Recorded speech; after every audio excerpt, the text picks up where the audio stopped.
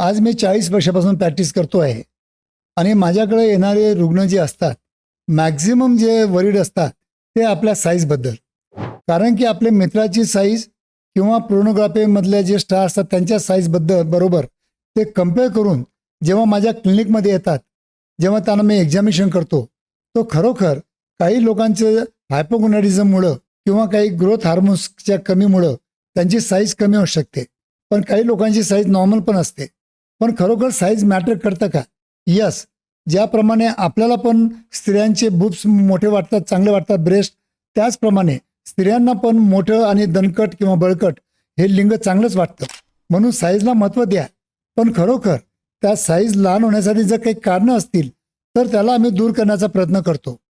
उगीच तुम्हाला जर असं मानसिक वाटत असेल तर त्यासाठी तुम्हाला ताबडतोब मानसिक उपचार पण घेणं गरजेचं असतं. म्हणून साईज तर मॅटर करतंच, पण त्यासाठी तुम्हाला प्रॉपर ट्रीटमेंट पण भेटणं तितकंच गरजेचं असतं.